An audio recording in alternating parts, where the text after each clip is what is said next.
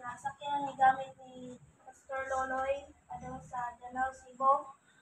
O katong pag-abot ni sa venue, dako kayo ang ilang eskwelahan dito o pindot jud pag muaten og camp kay makamit kag bag-ong mga friends, dadaghan og mga youth, dadaghang activities, mga duwa, mga dahig pagka sa Ginoo.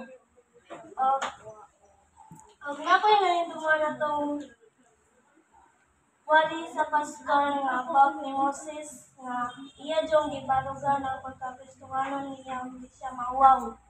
O katong dapat jud ta mag-focus sa pangalagad sa Ginoo.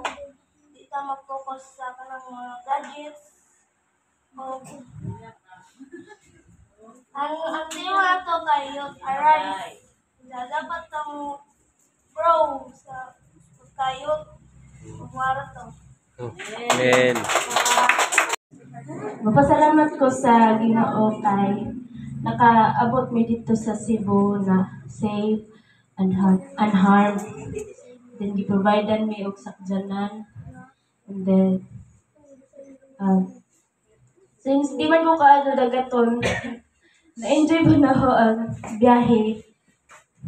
May labot tong nas barko nga nangatog mis flooring kay muburag sa liganan. Although, pag abot na mo sa Cebu, lahi na dyan sa Bohol, makaingon ko. Kay, agilang pag-atiman kay, sa hotel pa na, 1 star na. Pero mga gahapon, kanang another memorable experience. I mean,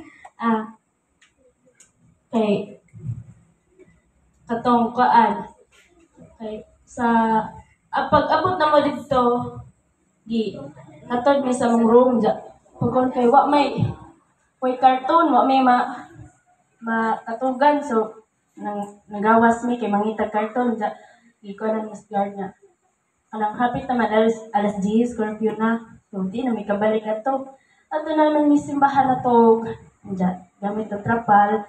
And then, Grabe experience, no? nagsige pa tutog kilat. Ito pagkaan nga. Pagkabuntag, mabaw kakaan nga. Asa mag-shampoo? Palit ng shampoo. Usaray sabon. Ito, gisapot. Gisapot kay ipapalit lagi. And then, ito, pag-abot na mo dito, nagkaon nga. Kung may kasabot sa kaan kay usahay hilaw, usahay bahong pagod, tata, oto, kaan. Pero, bisalingan na ang gani, kaan, bisalingan na ang gani, wag hapon na mahimong babag para di na mo ma-enjoy ang youth camp sa Cebu. Amen. And then, during sa kaan, during sa service, praise and worship, kanon na ko magka-goosebumps gani kay di po tungod kay kalibangon, pero na-feel na dyan ako ang presensya sa Ginoo. Napoy napulot na lesson, and hopefully na ma-apply ni sa mong tagsa-tagsang kinabuhi, ug makita nga naay jud kausaban. And samtang bata pa, i-enjoy jud nato ang kinabuhi. Nung napay kanang kinsa tong willing mo apil og youth camp next year, magtigom na ta. Next na pa man. And then youth arise. Salamat Ginoo. Amen. Sa among youth camp dito sa Danau, Cebu. Pasalamat sa Ginoo sa iyang paghatag sa among desire na makauban na pod youth camp sa Danau, Cebu. Pasalamat po ko sa Ginoo na makauban ang mama o papa sa youth camp. Gigrant po ang among desire ni Papa kauban ni Mama sa Cebu. Thank you, Lord. Pasalamat po ko sa kauban si Ate Lebe at Ate Inday kay ingon ra po sila madili nga uban. Nalipay po ko nakauban jud ay sila. Naapod sila Johnny Misha, nagtita Serge, thank you Lord. Daghan ni Jo, ha?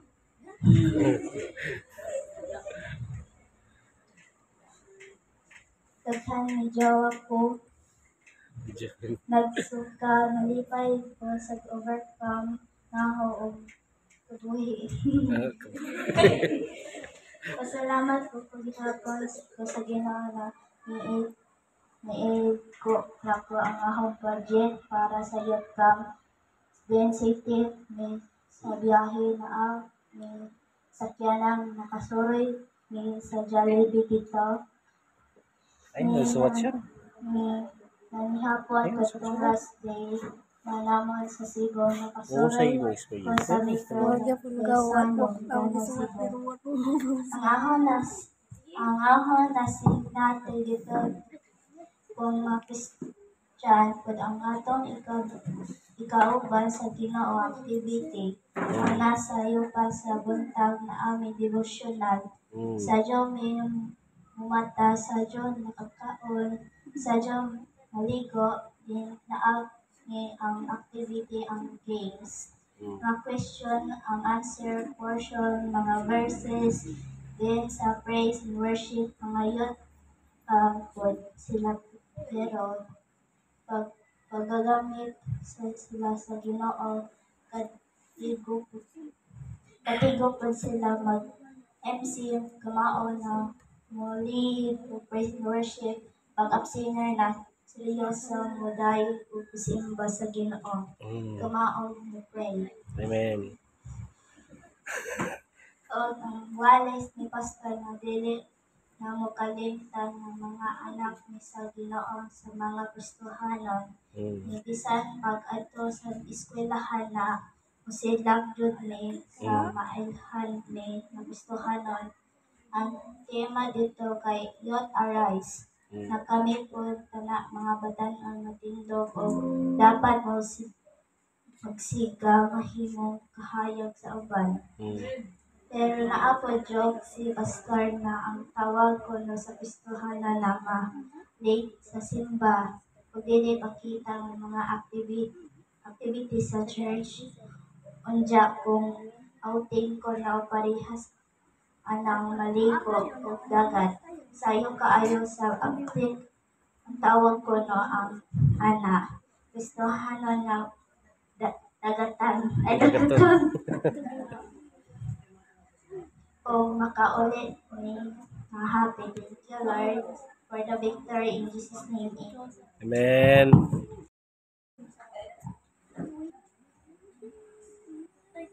Mayong buntag so on. Ako ika-testimony. So as a first camper, first time din na ako naka-travel ng Malagyo sa Cebu. Then, syempre, nag-joke man. So, nagsuka din ta. Okay, yung untol man, nagsakyan na ni Pastor din. Ang nas likod, na nga, atos una. So, ang nakuan dito sa wali ni Pastor is Natsuya dili pag kabataon. So, ito na murag na ako na first time dito na ako na-join kaysa. Ang uban din youth dito, ato ko to Cebu. Then, dito na kuan nga, okay naman siya nga kuan pero mas nindot jud kita dong tanan nga mag-uban para enjoy kaadyo. So, ang nakuan diri sa verse ni Pastor is 1 Timothy 4:12. Let no one destroy your youth. So, be unable to be believers in word of confidence, love, spirit, and faithfully priority. So, dito na ni Pastor na as a First, dili jud ta kuan na kuan nga youth rata. So dapat kuno ato i-enjoy ang atong kaugalingon nga batan-on pa ta dili na magdali-dali kuno like mag-video. Mm. So, agahapon na kantos devotional is about kuan. Kanto siya respect kay at among contempt adto kay kanto. Children, obey your parents for the Lord for it is right. So, amo pag-ikuan dito nga grabe grabe po kamo kanto kay tagsa-tagsa mo na yung basa kay sa usap ka verses ikaw jud ni muhurot basa din imo i-explain sa imo kauban then unsa imong nasagutan nga na then ang kung na kuan dito is kanang pagbaligo darling kay linya malagi ng mga klase kay dugay malagi mga budget kay hinay ka adjud agas. Then nato yung mga budget nga ato musti kasi mga laki dya kay nagukasukas pa tayo darling. Wag hangad sa babaw kay naaman din nagkuan nga mga laki ba nga kon gili sila. Yung akong konfon po ni kay dili malagi mo ro malakan usahay ang mga gamit then kapoy po kay among agamit ko ang kwarto kay second floor lagjo lagjo pud kamay ang bakason para makuha ang mga gamit then bisag nagtuwa mi baligol pero bahalag building pero grabe ang memories ato Amen. kay first time ko to kay ingon gid telebi na apil tag volleyball ko di ko kay di ko try na good try but to mi try jud yung suon ja wa mi na ko grabe day ka lingaw Mm. kalingaw nga kuan din Amen.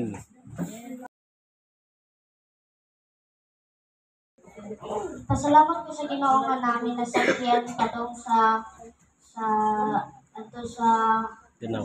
Danaw. Danaw. dili sa natupag sa tay sa Banba Ormok.